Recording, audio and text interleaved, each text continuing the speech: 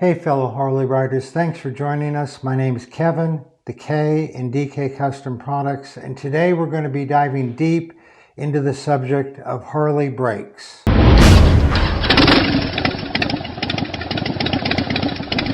Harley braking is a big subject, and I'm going to be referring to my notes a lot because there's a lot of information here.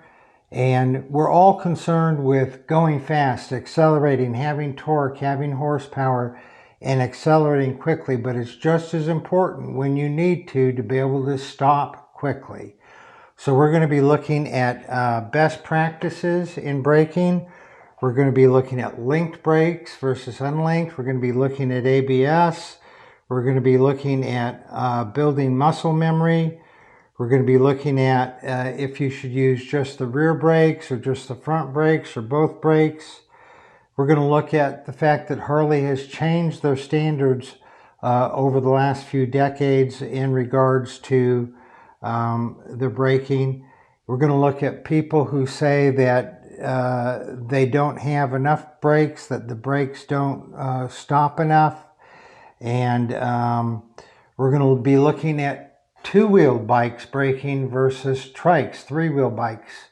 You know, the Tri-Glide, the Freewheeler, the RG3.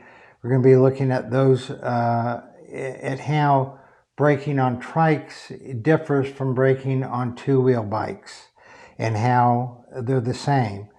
So the first thing we should look at is that Harley back quite a few years ago introduced linked brakes. That's when you do your front brakes, some rear brakes apply when you do your front brake lever.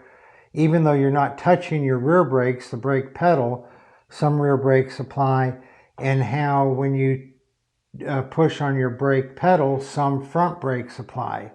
And that's been, and that's called linked braking.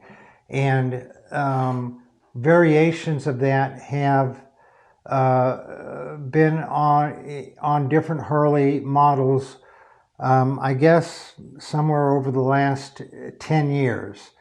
And on some of them, the link brakes don't even go into effect until you're going over 20 miles an hour, 20, 25 miles an hour. On others, it's only over 5 miles an hour. 5 miles an hour and faster, the brakes are linked. But the common misconception about linked brakes is that when I put on my rear brakes, I'm also putting on an equal amount of front brakes. That is not true. Only a very small amount of front brakes are applied when you push your rear brake pedal. And the same is true when you squeeze your front brakes. You're getting all of your front brakes, but only a small amount of the rear brakes are applied. So it's not 100%. And we'll play a video right here from Motorman Jerry Palladino, the Ride Like a Pro Jerry. And we'll play a clip here, a short clip here of him talking about linked brakes on his, I believe it's the 2021 model touring bike. All right, so linked brakes, it's some people are very confused by this. What it means is if you press on the rear brake, just the rear brake, it's going to give you a little bit of front brake pressure as well. If you push on the front brake, it's going to give you a little bit of rear brake.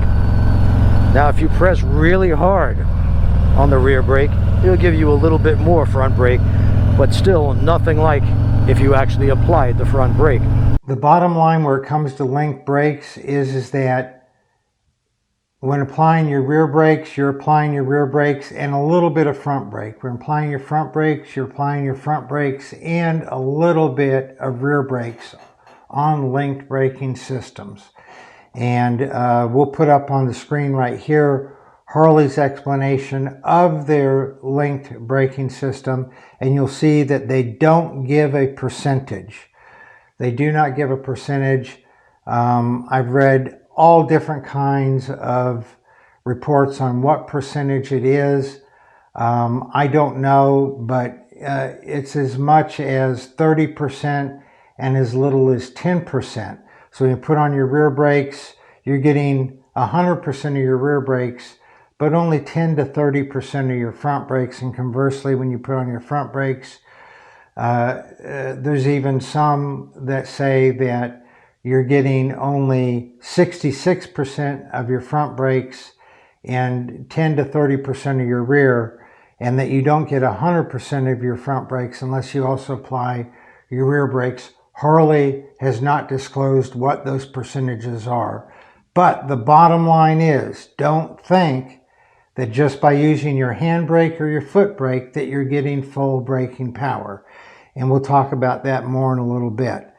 The other is ABS. ABS is what keeps your brakes from locking up. They take it right to where they just barely start to skid, then they let go. Barely start to skid, then let go. And so we're going to show an example of 3 different bikes that we did some braking tests on.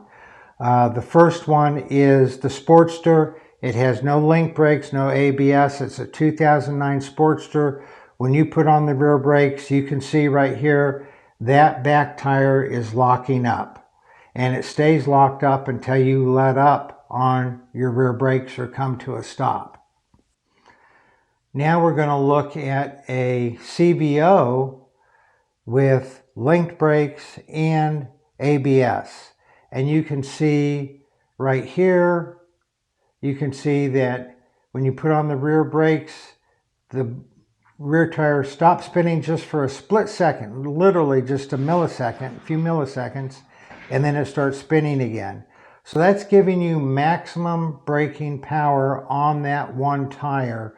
Anti-lock brakes, ABS brakes give you maximum braking power on that one because it's taking you right up to where it breaks traction, and then it's letting up a little, then going a little, then letting up a little.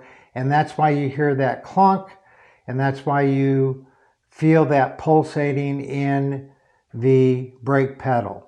So here is a trike that has link brakes and ABS, and you can see that as the brakes are put on, the rear brakes are put on, that just like on the CVO, they lock up, let go, lock up, let go, lock up, let go. Now, when I had a trike, my 2011 trike that was not ABS, when I had that, I actually did a test. And let's look at that chart that I published, like close to 10 years ago of my test. I didn't video it. I do not have a trike without ABS, so I cannot replicate this test and show you a video of it, but I can show you this graph here. So you can see from that chart, no matter what speed I was going, up to 50, I tried it at a bunch of speeds up to 50, I was able to apply the rear brakes and the back tires completely locked up and skidded. And so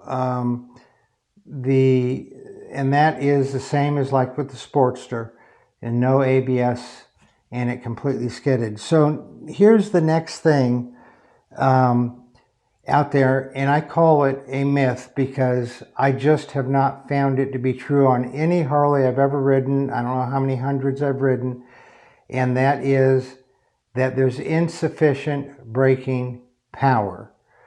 Now, we may not like how the braking power feels. It may not have a lot of feedback. There's people who say that it feels like you're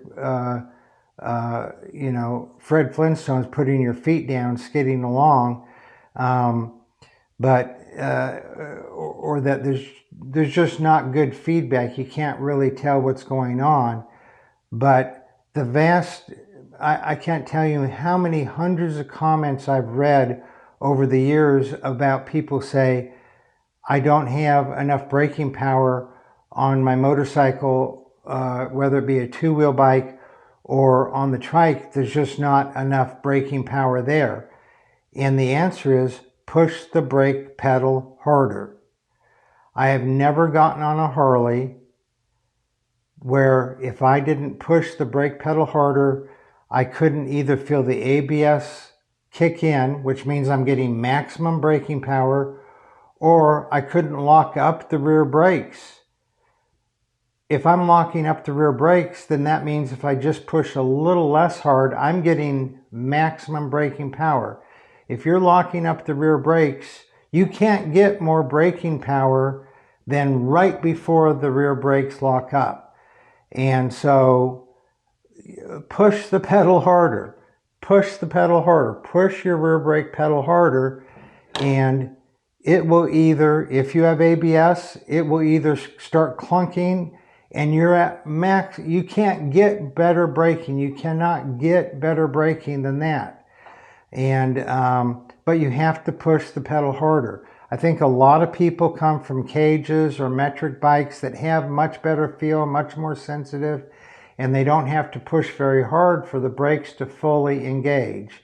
It is absolutely true on most Harleys that you do have to push the rear brake very hard to get that back brake to either go into ABS mode where you're getting maximum brake power, or to get the rear tire or tires to lock up, which means that you can't have more braking power than that. And so ABS brakes are the one electronic computer controlled thing on the Harleys that I really like, because that means when I'm in an emergency situation, I don't have to be concerned about locking up my front or rear brakes. I can grab all the brakes I want, both front and rear, and know that I'm not going to lock up my front or rear tire.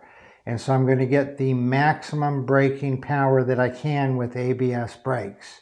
With non-ABS brakes, you have to apply the brakes up until you think that you're about ready to break traction and start skidding, and not apply more. And if you do start skidding, you have to be very careful, because if you let up on your brakes, like we're going to see in this one video here, then the likelihood of a crash is high. Because if you lock up your rear brakes, your rear tire, and the bike starts going sideways, then you go, oh, my brake's locked up, and you let up on the brake, and then you're going to likely high side. So let's watch this little clip right here of a guy high siding.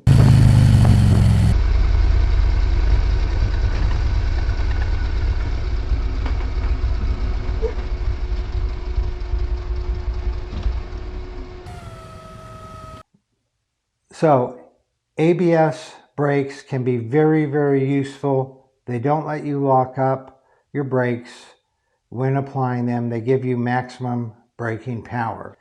Let's talk about best braking practices.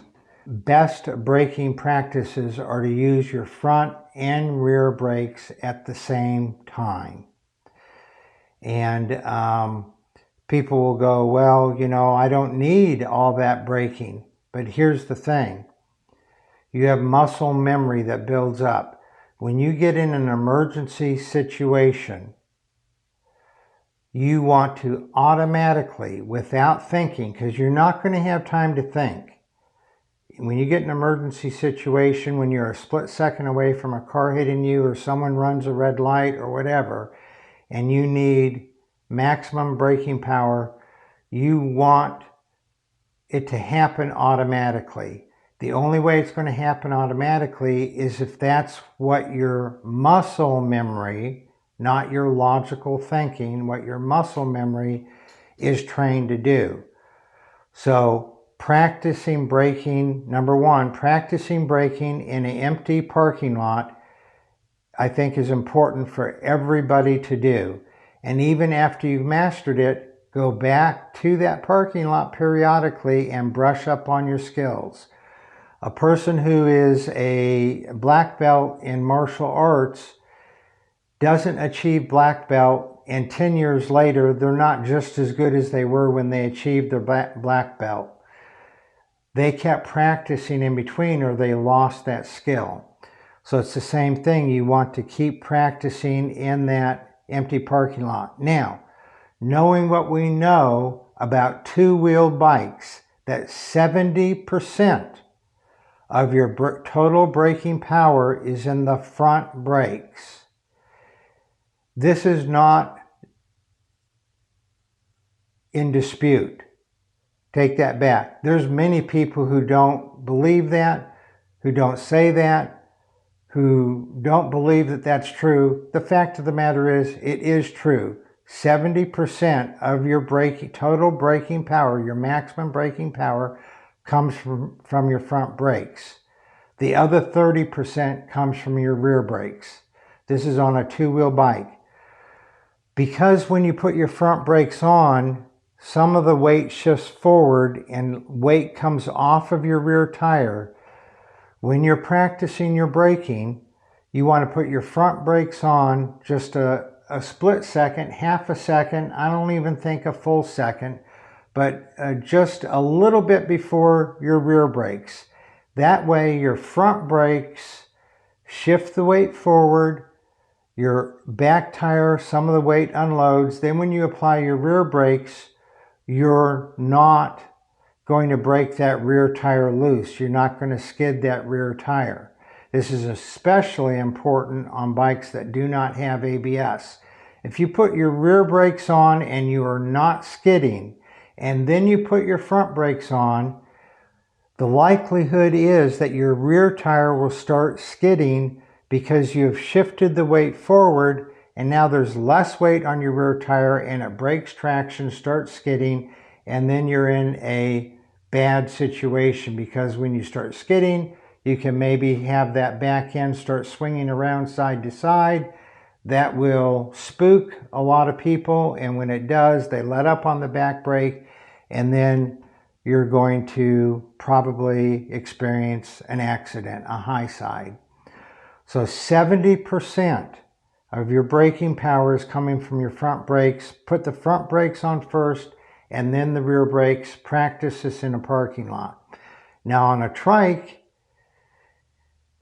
it's similar. You should practice in a parking lot. You should put your front brakes on first and then your rear brakes. But because there's so much more rubber in your two rear tires and there's so much more weight in the rear of the trike, that when you put on your front brakes, not near as much weight shifts to the front. And so with trikes, it's more like 50-50. 50% of your braking power is coming from the front and 50% from the rear, or maybe even as little, depending on how the trike is set up. How, if you have a passenger, how much luggage you have. It could be as little as 40% of your braking power is from your front brakes, with 60% happening with the rear brakes.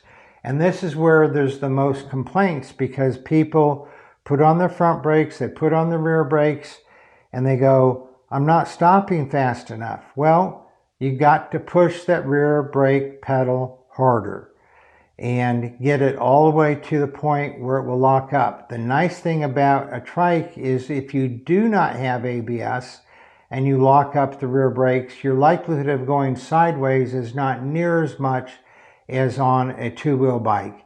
And again, if you remember that chart I posted earlier in this video, is every time that I skidded from 10 miles an hour all the way up to 50 miles an hour, the trike stayed perfectly straight. I was concerned that it would start going sideways like a two-wheel bike, and it didn't. I'm not saying that it can't. I'm just saying that in that test, it did not. It was very, very stable. So, best practices. Front brake first, a split second later, rear brake, all the way up to maximum braking power, which is right before you start the tires brake traction. Now, do you need that much braking all the time? No, but still do the front brake and then the rear brake, so that you're building that muscle memory, so that when there is an emergency stop that needs to be made, that you can do that without thinking, because it just automatically happens. And it's important to do this practice, in an empty parking lot. There are many other factors to braking, and that's feedback, that's moisture in your hydraulic lines in the reservoir, the brake fluid reservoir. There's measuring how much force needs to be put on that rear brake pedal to get it to maximum braking power, and a few other things about braking that we're going to cover in another video. But for this video, where we talked about ABS, we talked about link brakes, we talked about how much power comes from your front brakes versus your rear brakes on both two-wheel bikes and trikes. Please comment below with any experience you've had, whether you've experienced the same thing. If you don't have an ABS bike, do you practice locking up your rear brakes? Do you practice in a parking lot? Have you built up muscle memory so that when an emergency stop situation arises that you're grabbing both brakes? So please comment below on what your experience is. We have not made the other video on the moisture testing, the brake pedal force needed, or the feedback feel on brakes. So put in the comments below what else you'd like to see in that next video that we're going to be doing on braking in a few weeks. Please share this video with your friends. It might save their life. It might save them from an accident. Please click the thumbs up button if you like the video. Subscribe to our channel if you haven't already. It doesn't cost you anything and it helps us out a lot. And hit that notification bell so that you know when our next video comes out. You all ride safe out there.